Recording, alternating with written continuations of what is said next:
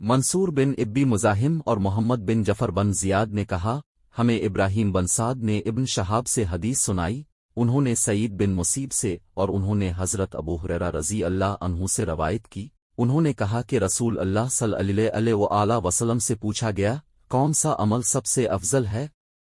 اپنے فرمایا اللہ عز و جل پر ایمان لانا، پوچھا گیا پھر اس کے بعد کون سا؟ اپنے فرمایا اللہ کے راستے میں جہاد کرنا، پوچھا گیا پھر کون سا؟ فرمایا حج مبرور، ایسا حج جو سراسر نیکی اور تقوی پر مبنی اور مکمل ہو۔ محمد بن جفر کی روایت میں اللہ اور اس کے رسول پر ایمان کے الفاظ ہیں۔ خالد نے ابو عثمان سے نقل کیا کہ جب زیاد کی نسبت ابو سفیان رضی اللہ عنہ کی طرف ہونے کا دعویٰ کیا گیا تو میں جناب ابو بکر رضی اللہ عنہ سے ملا اور پوچھا، یہ تم لوگوں نے کیا؟ میں نے سعد بن ابی وقاص رضی اللہ عنہ سے سنا، وہ کہہ رہے تھے کہ میرے دونوں کانوں نے رسول اللہ صلی اللہ علیہ وسلم سے سنا، اب فرما رہے تھے، جس نے اسلام کی حالت میں اپنے حقیقی باپ کے سوا کسی اور کو باپ بنانے کا دعویٰ کیا اور وہ جانتا ہے کہ وہ اس کا باپ نہیں تو اس پر جنت حرام ہے۔ اس پر حضرت ابو بکر رضی اللہ عنہ نے کہا، خود میں نے بھی رسول اللہ صلی اللہ علیہ وسلم سے یہ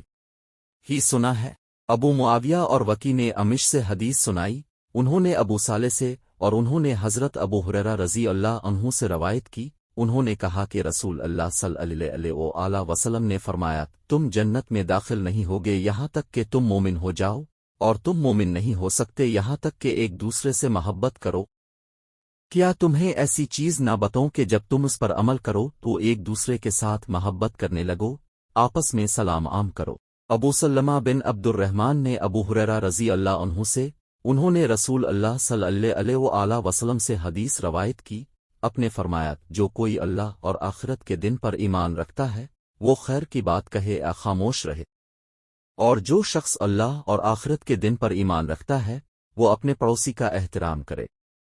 اور جو آدمی اللہ اور آخرت کے دن پر ایمان رکھتا ہے وہ اپنے مہمان کی عزت کرے۔ قتادہ حضرت انس رضی اللہ عنہ سے حدیث بیان کرتے ہیں، انہوں نے کہا، رسول اللہ نے فرمایا، 3 باتیں جس میں بھی ہوں گی وہ ایمان کا ذائقہ پالے گا، ایک جو شخص کسی انسان سے محبت کرتا ہے اور اللہ کے سوا کسی اور کی خاطر اس سے محبت نہیں کرتا، 2 جس کے لیے اللہ اور اس کے رسول باقی ہر کسی سے زیادہ پیارے ہیں، 3 سے اور جب اللہ نے اسے کفر سے بچا لیا ہے تو آگ میں ڈالا جانا اسے کفر میں دوبارہ لوٹنے سے زیادہ پسند ہے۔ شعبہ نے ابو حسین اور اشس بن سلیم سے حدیث سنائی، ان دونوں نے اسود بن ہلال سے سنا، وہ حضرت معاذ بن جبل رضی اللہ عنہ سے یہ حدیث بیان کرتے تھے کہ انہوں نے کہا، رسول اللہ صلی اللہ علیہ وسلم نے فرمایا، یہ معاذ، کیا تم جانتے ہو بندوں پر اللہ کا کیا حق ہے؟ معاذ رضی اللہ عنہ نے جواب دیا، اللہ اور اس کا رسول ہی بہتر جانتے ہیں۔ اپنے فرمایا یہ کہ اللہ کی بندگی کی جائے اور اس کے ساتھ کسی چیز کو شریک نہ ٹھہرایا جائے۔ اپنے پوچھا، کیا جانتے ہو اگر وہ بندے ایسا کریں تو اللہ پر ان کا کیا حق ہے؟ میں نے جواب دیا، اللہ اور اس کا رسول ہی بہتر جانتے ہیں۔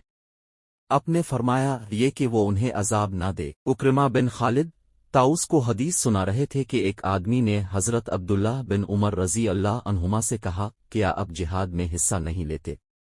انہوں نے جواب دیا، بلا شبہ میں نے رسول اللہ صلی اللہ علیہ وسلم سے سنا، اب فرما رہے تھے، اسلام کی بنیاد 5 چیزوں پر رکھی گئی ہے، اس حقیقت کی گواہی دینے پر کہ اللہ کے سوا کوئی معبود نہیں، نماز قائم کرنے، زکوٰۃ ادا کرنے، رمضان کے روزے رکھنے اور بیت اللہ کا حج کرنے پر،